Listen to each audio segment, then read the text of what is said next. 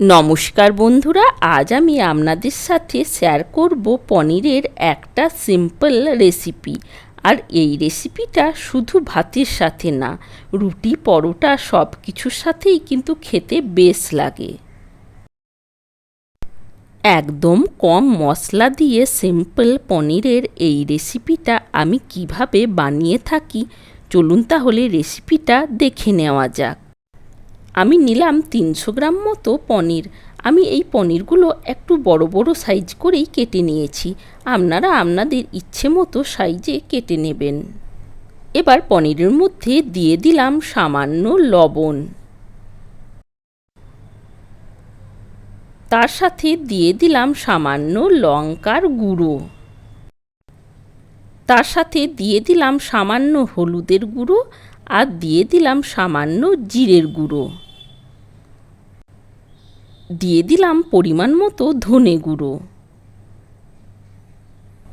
এবার পনিরের মধ্যে সব কিছু উপকরণ দেওয়ার পর বেশ ভালোভাবে একটু মাখিয়ে নিলাম। এবার আমি এর মধ্যে দিয়ে দেব 2 চামচ টক দই, তার সাথে দিয়ে দেব 1 চামচ আদা আর রসুনের পেস্ট, দিলাম 1 চামচ পেঁয়াজের পেস্ট। এবার সব কিছু উপকরণ বেশ ভালোভাবে একটু মাখিয়ে নেব।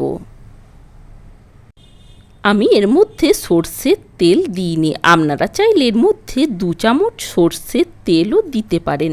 এবার একটা কড়াইয়ের মধ্যে দিয়ে দিলাম সামান্য সর্ষের তেল।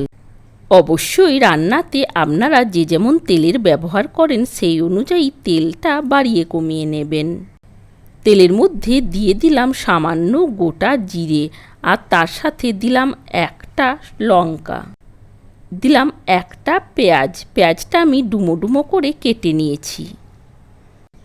এবার পেঁয়াজটা দিয়ে আমি 2 থেকে 2.5 মিনিট মতো একটু নাড়াচাড়া করে নেওয়ার পর দিয়ে দিলাম একটা ক্যাপসিকামটাও দিয়ে আমি 2 থেকে 2.5 মিনিট একটু নাড়াচাড়া করে নেব। আর গ্যাসের ফ্লেমটা হাই করা আছে। এবার আমি এর মধ্যে দিয়ে দিলাম একটা টমেটোটা দিয়েও 1 মিনিট মতো বেশ ভালোভাবে একটু নাড়াচাড়া করে নিলাম। এবার আমি এর মধ্যে দিয়ে দিলাম ওই ম্যারিনেট করে রাখা পনিরগুলো।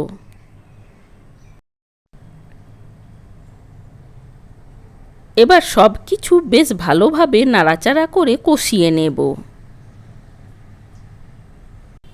এবার গ্যাসের ফ্লেমটা মিডিয়াম রেখে আমি সব কিছু বেশ ভালোভাবে একটু নাড়াচাড়া করে কষিয়ে নিচ্ছি।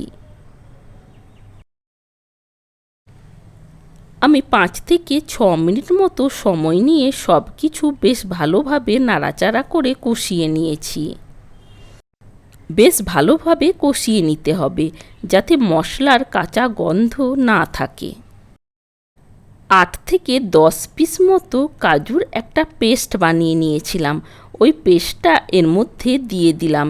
এবার পেস্টটা দিয়েও বেশ ভালোভাবে একটু নাড়াচাড়া করে কষিয়ে নেব।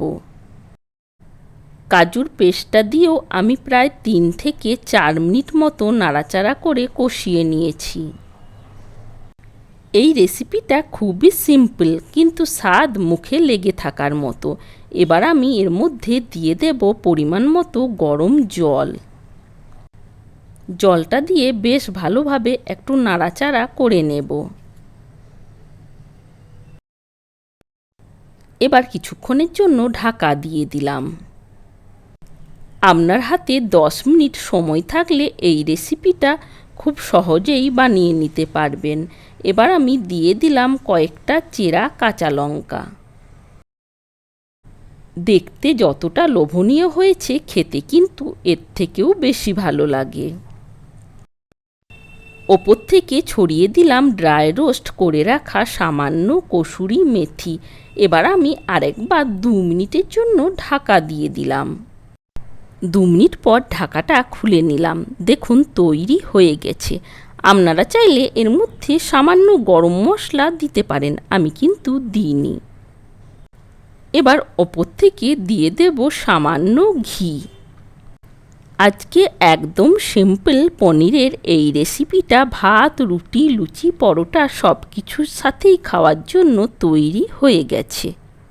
পনিরের এই রেসিপিটা আপনাদের কেমন লেগেছে কমেন্টের মাধ্যমে জানানোর অনুরোধ থাকলো।